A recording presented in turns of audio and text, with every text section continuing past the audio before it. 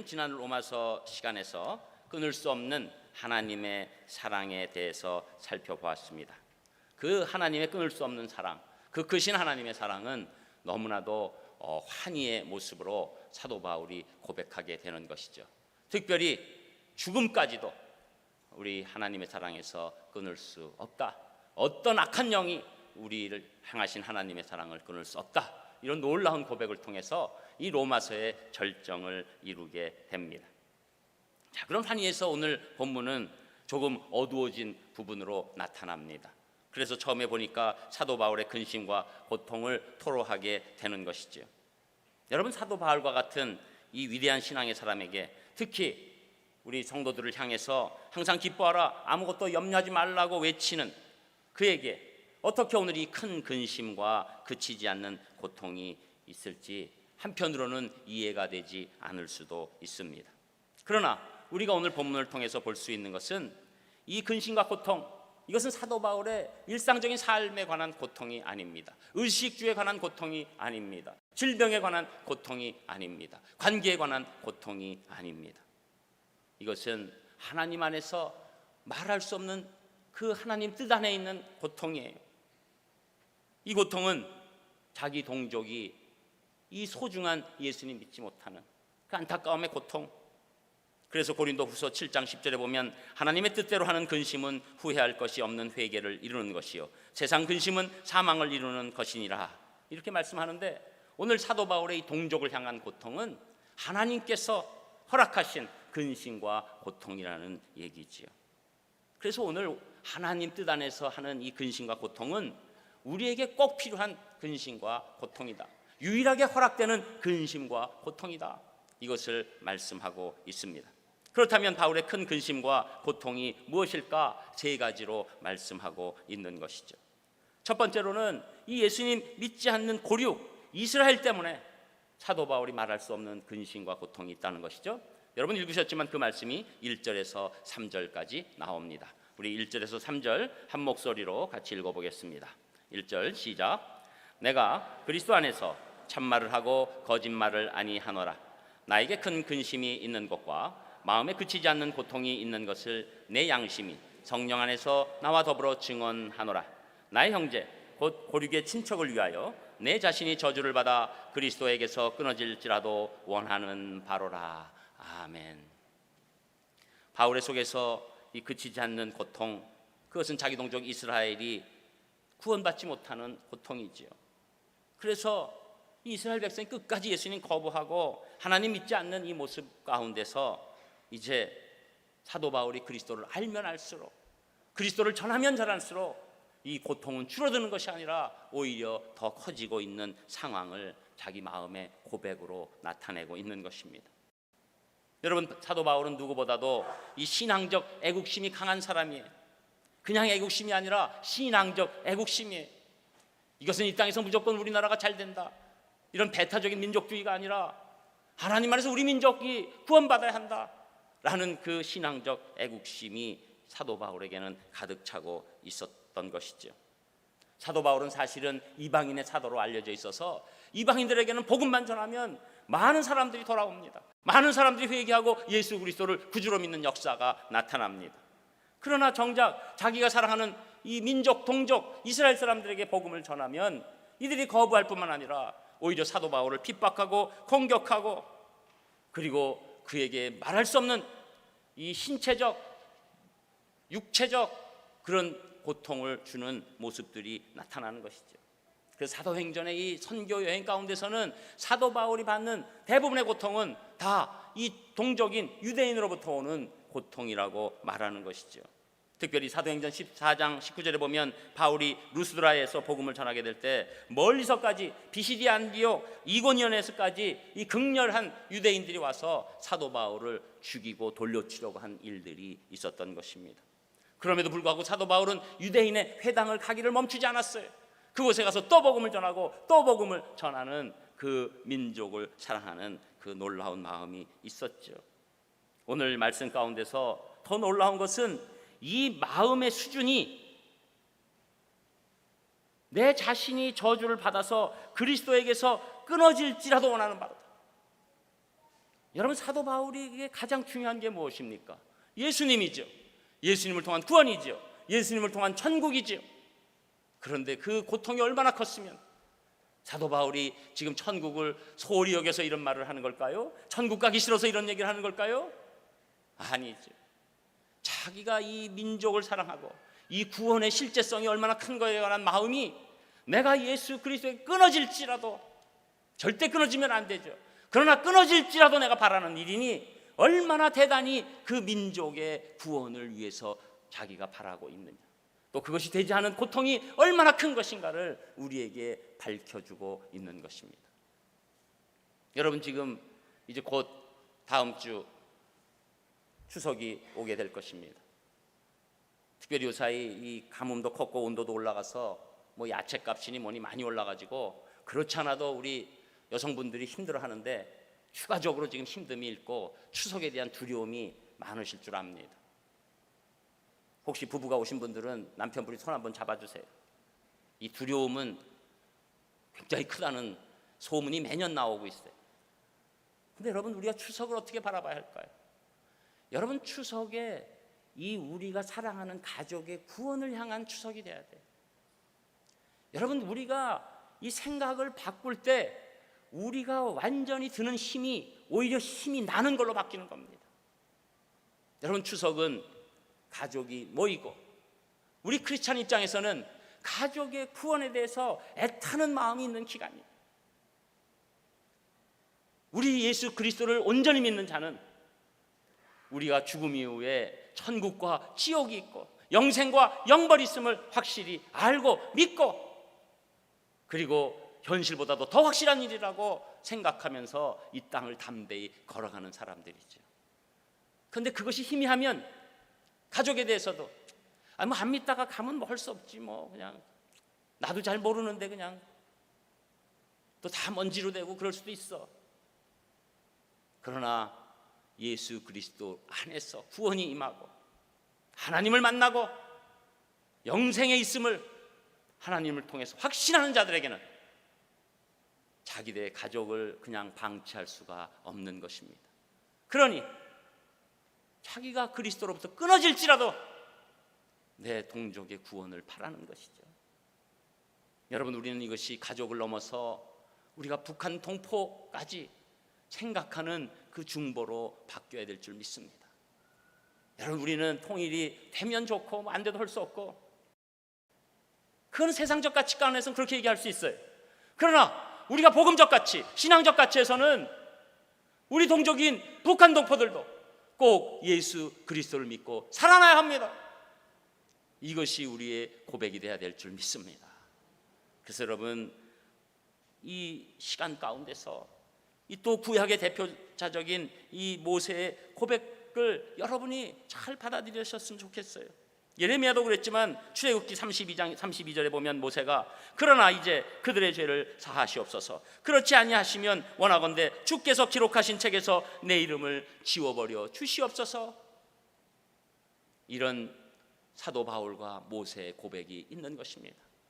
오늘 이 허락하신 근심과 고통의 말씀을 대하면서 여러분의 심령에 정말 여러분 가족 중에 아직도 구원 얻지 못한 분들, 또 우리 동족인 북한 동포를 향한 그 강력한 그 근심이 있지만 하나님께서 꼭 해주시기를 바라는 기도가 넘치시기를 주님의 이름으로 축복합니다. 그리고 두 번째로 사도 바울의 근심과 고통은 하나님이 주신 특권을 잊어버린 이스라엘의 모습 때문입니다. 그 말씀이 4절 5절에 나오는데 우리 4절 5절도 또 한 목소리로 읽겠습니다. 4절 5절 시작. 그들은 이스라엘 사람이라 그들에게는 양자됨과 영광과 언약들과 율법을 세우신 것과 예배와 약속들이 있고 조상들도 그들의 것이요 육신으로 하면 그리스도가 그들에게 나셨으니 그는 만물 위에 계셔서 세세의 찬양을 받으실 하나님이시니라. 아멘. 여러분, 오늘 사도 바울은 이스라엘이 하나님 선민으로 선택되는 순간 그들에게 주어진 8가지 특권을 소개하고 있습니다. 우리가 팔복을 잘 알고 있지만 오늘 여기에 나오는 이 특권 8권세가 나와 있어요. 여러분, 이 권세가 지금 이스라엘 백성에게만 오는 권세일까요? 그렇지 않습니다. 우리가 예수 그리스도를 믿어서 하나님의 백성이 된 우리에게 오는 8가지 권세가 나열되어 있는 거예요. 그런데 이스라엘에게 이 온 권세를 이스라엘은 다 망각하는 거예요. 아무것도 아닌 걸로 착각하기 시작하는 겁니다. 그때부터 신앙의 어려움이 오는 것이죠. 우리에게 온 권세를 무시하기 시작할 때 그 권세는 더 이상 우리에게 의미가 없어집니다. 우리가 자녀로서의 권세를 잃어버리는 순간 자녀로서의 힘은 떨어져 나가기 시작하는 것입니다. 우리가 제자가 됐기 때문에 선생님으로 주시는 그 놀라운 권세가 임한 것을 잃어버리기 시작하면 그때부터는 아무것도 아닌 안타까운 존재로 바뀌는 것이죠. 여러분, 오늘 사도 바울은 그 권세, 첫 번째 권세가 뭐라고 얘기합니까? 양자됨의 특권이라고 얘기합니다. 하나님과 상관없이 살던 이스라엘이 이제는 하나님의 놀라운 선택으로 민족 전체적으로 하나님의 장자가 되었다는 것이죠. 그래서 출애굽기 4장 22절에 보면 이스라엘은 내 아들 내 장자라 이렇게 하셨습니다. 여러분, 우리는 이미 로마서 8장에서 우리의 양자됨에 관해서 우리가 같이 말씀을 나눴죠. 우리는 하나님의 자녀로 될 수 있는 전혀 의미가 없고 권세도 없었으나 하나님께서 우리를 양자 삼으셔서 우리가 하나님을 아바 아버지라고 부를 수 있는 놀라운 권세가 임했다. 이것을 우리가 말씀으로 나눴습니다. 또 두 번째로는 어떤 특권입니까? 영광을 경험하는 특권이에요. 이스라엘은 하나님을 예비하기 위해서 성막이나 성전에 들어갈 때마다 거룩하신 하나님의 임재를 체험할 수 있었습니다. 하나님의 임재는 바로 하나님의 영광이었습니다. 여러분, 하나님의 영광을 이 땅에서 바라볼 수 있는 것, 이것은 엄청난 특권이에요. 이 영광이 이스라엘에게 임한 것입니다. 이것을 누리는 하나님의 영광을 체험할 수 있는 놀라운 특권이 이들에게 임했던 것이죠. 또 세 번째로는 언약들을 선물로 받은 특권이라고 말합니다. 이스라엘이 하나님의 자녀가 된 순간부터 하나님은 그들에게 언약을 주셨다는 거예요. 아브라함과 언약하시고 모세와 언약하시고 다윗과 언약하십니다. 여러분, 우리가 부모 됐을 때 자식이 조금 어려워 보여요. 그럼 어떤 언약들을 사실은 쓸데없는데도 주는 경우가 있어요. 야, 너 이것만 하면은 뭐 아빠가 이렇게 해줄게, 뭐 엄마가 이렇게 해줄게. 그 언약을 주는 거예요. 그 언약을 부모가 왜 줍니까? 그 자녀들에게 소망을 주게 하기 위함입니다. 하나님께서 언약을 주신 것, 우리가 소망 갖고 이 땅에서 살아라. 놀라운 특권이에요. 여러분, 우리가 하나님으로부터 언약을 받고 말씀을 받은 것 엄청난 특권인 줄 믿으시기를 축복합니다. 언약이 우리에게 있는 거예요. 너는 결국은 괜찮을 것이다. 너는 결국은 나음을 받을 것이다. 너는 결국은 치유함 될 것이다. 너는 놀라운 인생을 살 것이다. 그 언약이 우리 말씀 가운데서 계속적으로 우리 심령을 파고드는 것입니다. 놀라운 언약이 이들에게 있는 것이죠. 특별히 우리는 구약의 말씀으로 끝나는 것이 아니라 신약의 놀라운 비밀의 말씀이 우리 가운데 임하게 된 것입니다. 그리고 네 번째로는 이들에게 율법을 수여하신 그 특권이 있었어요. 율법을 받은 특권이 있었어요. 하나님이 이스라엘 백성 시내산 도착할 때 모세를 통해서 산 위로 부르시면서 결국 이 율법을 주시기 시작하지요. 여러분, 이 율법이 뭡니까? 삶의 기준점이에요. 삶의 스탠다드예요. 여러분, 그래서 우리가 성경을 캐논이라고 하는 것은 그것이 기준점이 되기 때문에 그렇습니다. 그것이 자처럼 사용되기 때문입니다. 여러분, 캐논이라고 그러면 카메라 생각하지만 그 사람들이 이 기준이라고 생각해서 그 이름을 아주 잘 지은 거예요. 여러분, 요사이 왜 인간들이 어렵습니까? 왜 우리의 삶이 힘듭니까? 우리를 지키는 확실한 기준이 없기 때문이에요. 상황이 이렇게 변하면 이 기준이 맞다 그러고, 세대가 바뀌면 이 기준이 맞다 그러고, 지역이 바뀌면 이 기준이 맞다 그러고, 그래서 이 기준이 너무너무 바뀌기 때문에 내가 과연 인생을 어떻게 살아가야 하는가? 내가 됐다고 도착하는 순간 기준이 바뀌었다는 거예요. 내가 또 어떤 걸 하려고 하면 규정이 바뀌었다는 거예요. 그래서 내 인생은 왜 가는 곳마다 기준은 바꿔져서 이렇게 어려움 겪게 하는가? 이런 고백들이 청년들에게 심하게 있는 것입니다. 그러나 여러분, 우리가 청장년, 노년까지도 우리에게는 왜 힘이 있습니까? 하나님이 주시는 기준이 확정돼 있고 그것은 우리를 온전히 살리기 때문입니다. 여러분, 기준이 확실하면 그때는 우리가 쫓아가는 길을 확고히 정할 수 있어요. 여러분, 인생을 이렇게 보면 어렵게 사시는 분들이 있는데 그 어려운 이유는 자기 인생의 목표가 확실하지 않으니까. 목표가 왔다 갔다 하는 거예요. 그러니까 자기가 어디로 가려고 해도 목표가 바뀌었으니까 또 이 실행 계획이 막 엉망이 되는 겁니다. 기준이 똑바르고 그리고 목표가 똑바르게 정해져 있으면 내 실행 계획은 힘있게 진행되게 되는 것입니다. 중간에 이런 얘기 저런 얘기 해도 아니야, 내 목표는 여기에 있어, 내 기준은 여기에 있어, 그러면서 내가 그 기준의 놀라운 은혜 가운데서 걸어가게 되는 것이지요. 그래서 여러분, 우리가 분명한 잣대를 갖고 있는 것, 이것이 큰 특권인 줄 믿습니다. 여러분이 성경 말씀을 완전한 기준으로 삼으실 때 큰 특권이 임한 줄 믿습니다. 그리고 또 다섯 번째, 사도 바울은 뭐의 특권을 이스라엘이 받았다고 얘기합니까? 예배의 특권이라는 거예요. 여러분, 예배는, 이 하나님이 지정해 주신 제사는 오직 이스라엘 백성만이 드릴 수 있는 거예요. 이 땅에서도 말고 저 땅에서도 말고 하나님이 지정한 곳에서 하나님께 제사 드릴 때, 그때 하나님께서 우리를 만나 주시고 우리에게 말씀하시고 우리를 격려하시고 우리에게 용기 주시고 힘 주시는 일, 이 제사가 예배적 성격으로 있기 때문에 하나님께서 이 이스라엘 백성에게 예배의 특권을 주셨다는 것입니다. 여러분, 그래서 우리가 예배를 이렇게 봐드리는 게 아니에요. 예배 보러 간다, 그게 아니죠. 우리는 예배를 드리러 가는 것입니다. 예배는 특권이에요.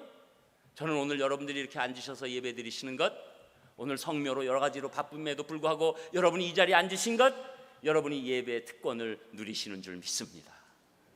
여러분, 이 예배는 믿는 자에게만 오는 하나님을 만나주시는 놀라운 통로예요.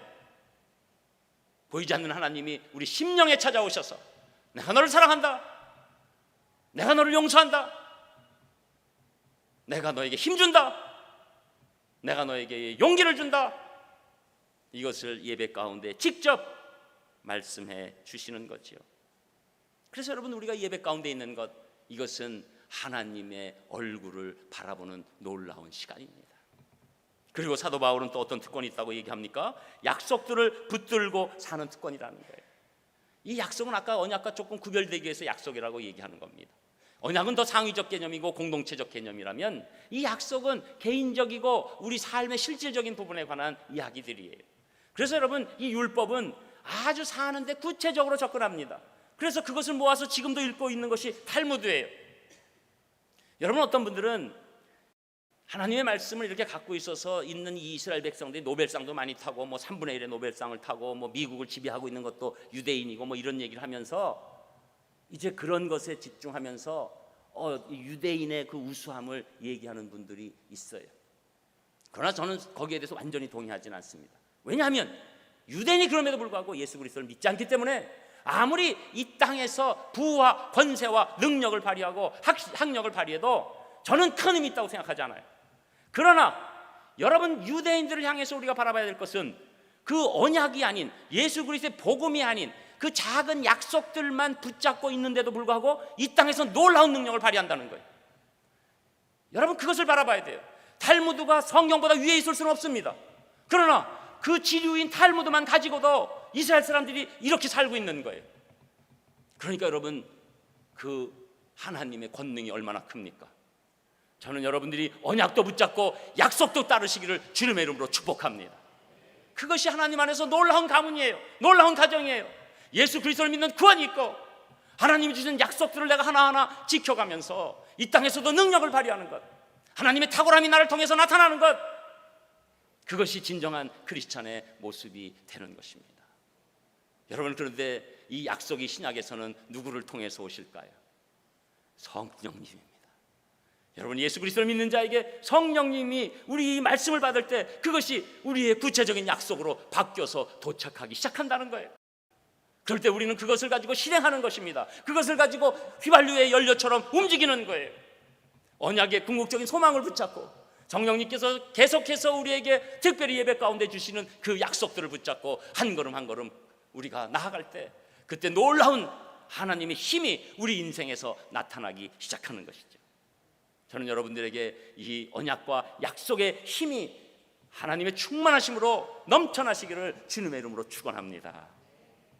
그리고 일곱 번째, 이들이 명예로운 믿음의 조상들을 갖게 된 특권이 있다는 것이죠. 여러분, 그냥 조상이 아니에요. 그냥 조상이 아니에요. 최근에 코미디언 구봉서 장로님 소천 받으셨는데, 이분의 유명한 그 코미디, 이 젊으신 분들은 잘 모르겠지만 저 이상 되는 분들은 아주 재밌게 그냥 막 생각만 해도 이렇게 자지러지는 코미디가 있어요. 그게 뭐냐면 집안을 자랑하는 거예요. 그 집안에 막 그 이름, 또 아이를 이름 지면은 장수해야 되니까 뭐 막 다 붙이는 거예요. 황, 뭐 두루미, 뭐 다 붙이는 거예요. 제가 하면은 이게 잘 안 돼요. 나중에 찾아보세요. 너무너무 재밌어요. 근데 젊은이들 보면 썰렁해요. 그때 너무너무 재밌었어요. 왜 그럽니까? 여러분, 믿음의 조상들은 우리에게 힘이 되는 거예요.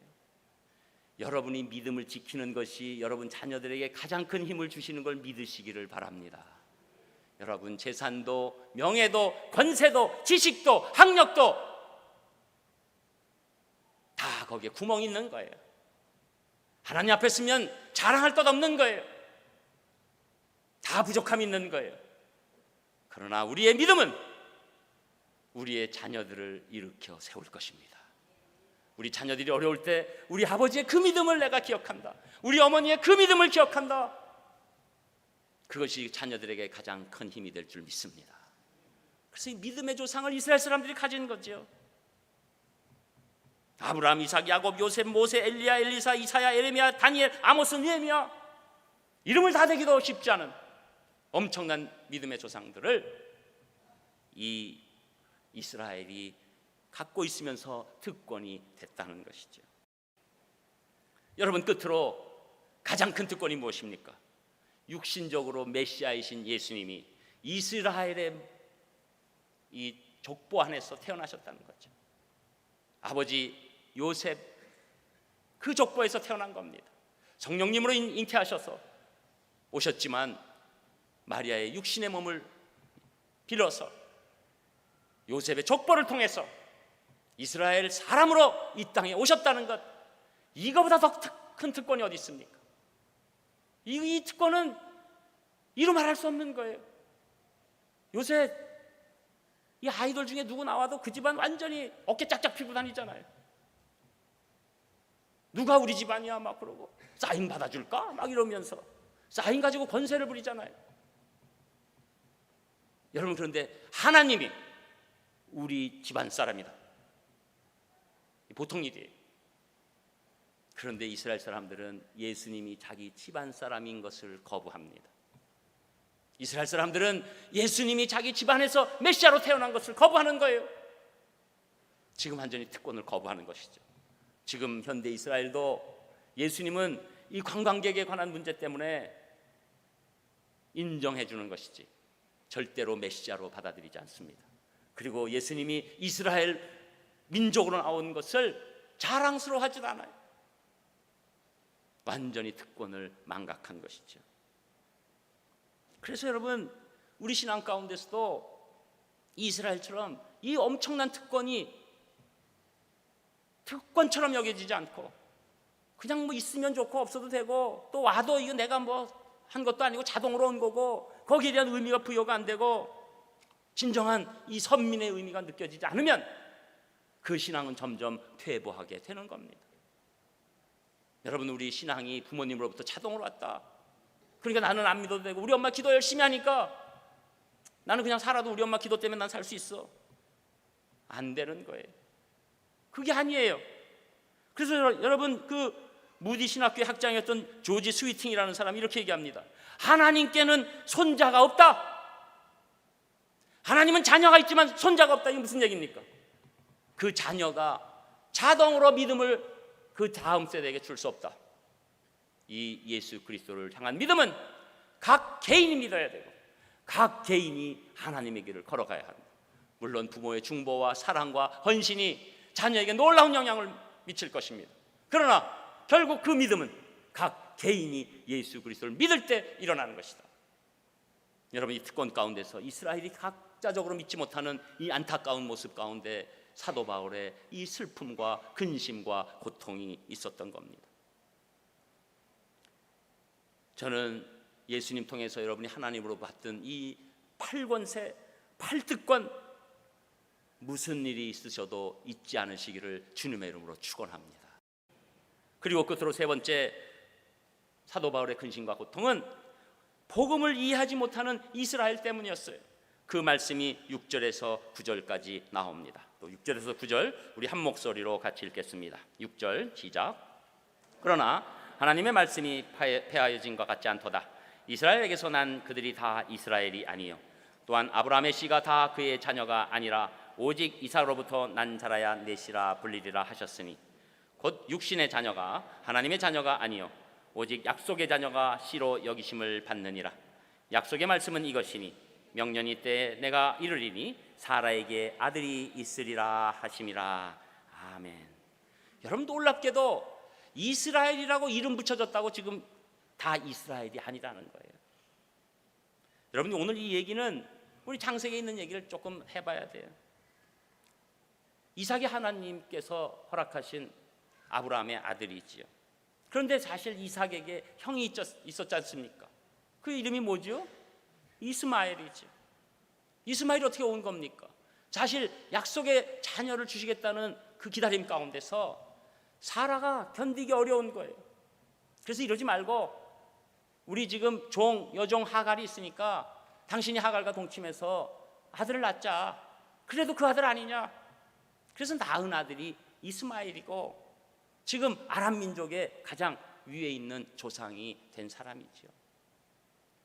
그 이스마엘, 그것은 사라가 믿음을 발휘한 게 아니라 인간적인 생각, 인간적으로 빨리 당기려는 그런 마음에서 낳은 아들이에요. 그런데 하나님께서는 그것이 내 아들이 아니다. 내 아들은 믿음으로 난 아들이다.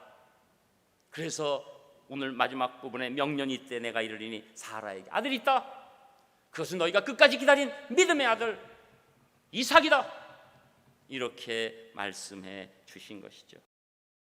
여러분, 그렇기 때문에 아브라함이 아들이 있고 또 아브라함이 이 이스마엘과 이삭 후에도 또 아들이 낳았는데 어떤 분은 그냥 딱 2명인 줄 아는데 더 많이 있어요.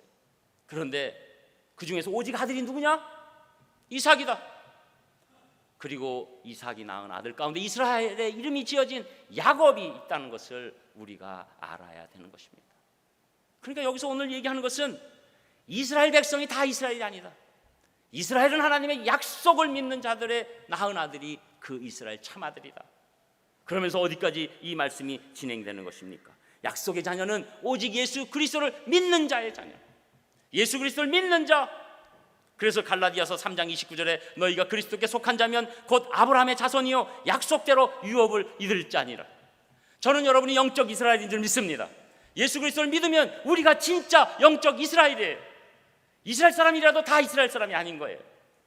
이스라엘 사람이라도 예수님 믿지 않으면 그것은 참된 약속의 자녀가 아니다. 이것을 지금 사도 바울이 얘기하는데 그 이야기가 무엇입니까? 제발 우리 민족이 이 복음의 이 놀라운 뜻을 알아라. 너희들이 영적 이스라엘이 되라. 예수 그리스도를 믿고 구원이 임하라. 하나님의 자녀가 되는 길은 예수 그리스도밖에 없다. 너희들이 아무리 이스라엘 사람이라고 뻐기고 다녀도 소용없다. 하나님 인정하시는 영적 이스라엘은 예수 그리스도를 믿을 때 이스라엘이라고 칭해준다. 약속의 자녀로 칭해준다. 저는 여러분이 약속의 자녀가 된 줄 믿습니다. 하나님의 섭리 가운데 예비하신 약속의 자녀인 줄 믿습니다. 그래서 요한복음 1장 11절에서 13절에 보면 자기 땅에 오매 자기 백성이 영접지 아니하였으나 영접하는 자 곧 그 이름을 믿는 자들에게는 하나님의 자녀가 되는 권세를 주셨으니 이는 혈통으로나 육정으로나 사람의 뜻으로 나지 아니하고 오직 하나님께로서 난 자들이니라. 저는 여러분이 다 하나님께로부터 난 자들인 줄 믿습니다. 여러분, 그래서 오늘 이 말씀은 사도 바울은 그 이스라엘이 자기의 전통을 따라 그 말씀을 먼저 받았다는 것에 따라 자기들이 하나님의 약속의 자녀라고 착각하는 안타까운 모습, 이것에 심히 근심과 고통이 있는 거예요. 여러분, 우리가 하나님께서 오늘 예배하시는 여러분들을 바라볼 때 만일 여러분이 예수 그리스도로 인한 약속의 자녀가 아니라 내가 다른 방법으로 다른 생각으로 내가 종교적인 의미로 있을 때 그때 하나님께서 얼마나 가슴이 아파하시겠습니까? 저는 오늘 아직도 예수 그리스도를 믿지 않는 분 오늘 계시다면 예수 그리스도를 진심으로 믿으셔서 약속의 자녀가 되시기를 주님의 이름으로 축복합니다. 이것만이 우리가 하나님의 놀라운 의미적 인생이 되는 것이죠. 그래서 여러분, 이 사도 바울처럼 우리도 세상 사람들이 또 내 이웃이, 내 가족이, 내 친척이 복음을 이해하지 못하는 것에 대해서 애통함이 있어야 돼요. 이 복음을 이해하면, 복음만 이해하면 이 사람 인생 달라지는데 거기에 대한 애통함이 있어야 돼요. 여러분, 우리 산상교회 사명 청소년 선교가 무엇입니까? 이 청소년들이 복음만 알면 인생이 열릴 텐데, 복음만 알면 두려워하지 않을 텐데, 복음만 알면 세상으로 끌려다니지 않을 텐데, 복음만 알면 자기가 이 땅에서 가장 잘하는 뭐가 하나가 있다는 것을 알 텐데, 하나님이 얼마나 너를 사랑하는지 알 텐데, 이것이 복음의 비밀이에요. 여러분, 복음이 우리에게 강력하게 다가오면 내 존재가 하나님 안에서 더욱더 또렷이 드러나는 것입니다. 복음이 없기 때문에 내가 너무나 아무것도 아닌 존재 같고, 내 인생 잘못 사는 것 같고, 내 앞으로 가도 별 볼 일 없을 것 같고, 나는 하는 일마다 꼬일 것 같고, 나는 이러다가 아무도 알아주지 않는 안타까운 인생이 될 수밖에 없다. 그리고 더러운 세상이다. 이렇게 생각하면서 결국은 자학하게 되고, 그리고 나는 일어날 수 없는 존재로 바뀌는 것입니다. 여러분, 우리를 살 수 있는 유일한 길은 복음밖에 없는 줄 믿습니다. 굿뉴스가 여러분을 살릴 줄 믿습니다. 예수 그리스도의 십자가와 부활만이 여러분을 살릴 줄 믿습니다. 그래서 우리 예배 가운데는 복음만이 우리를 살린다는 것을 고백해야 되는 것이죠. 조지 포먼이라는 권투 선수 아는 분들은 많이 있습니다. 또 이 사람도 연배가 많기 때문에. 그는 무하마드 알리 얼마 전에 세상 떠났죠. 또 조 프레이저 함께 70년대 권투계에 3분했던 세계 헤비급 권투 챔피언이었고, 사실 두려움으로 따지면 이 선수가 육신으로 보나 펀치의 힘으로 보나 제일 강했어요. 근데 이 조지 포먼은 흑인 슬럼가에 태어나서 학교 가기 싫어하고 뒷골목 불량 청소년이고, 그러다가 1973년도에 가공할 만한 펀치의 소유자인 조 프레이저를 꺾고 이제 챔피언 되고, 74년에 세계의 대결이라는 무하마드 알리와의 대전에서 다 이길 줄 알았는데 완전 역전패하는 KO패로 그 인생이 무너집니다. 그리고 그 충격으로 권투계를 떠나고, 그리고 오히려 그 어려움에 처했을 때 세상에서 가장 큰 이 강력한 힘을 가진 펀치의 소유자가 아무것도 아닌 고통의 시간, 나락의 시간에 있을 때 그가 예수 그리스도를 만납니다. 예수 그리스도를 만나니 자기 동족 같은 이 흑인들에 관한 연민이 너무 커졌어요. 이 흑인들을 살릴 수 있는 길은 아이들을 살려야 된다. 그래서 이 흑인 청소년 선교에 자기의 모든 것을 걸게 되죠. 그래서 전도하고 교회를 개척하고 체육을 가르치고 제자 훈련을 하고, 그리고 목사 안수도 받고, 그리고 이 체계적인 훈련을 위해서 청소년 회관을 건축하려고 했지만 금방 재정난에 부딪히게 됩니다. 그리고 그는 권투 선수로는 회갑의 나이라고 불리는 38살에 회관 건립 기금을 마련하기 위해서 다시 사각의 링에 올라갑니다. 그리고 거기서 승리하고 그 승리가 이어져서 45세라는 나이로 WBA와 IBF 통합 챔피언이라는 신화적인 기록을 세우게 되고, 또 나중에는 사업가로서도 큰 성공이 있었습니다.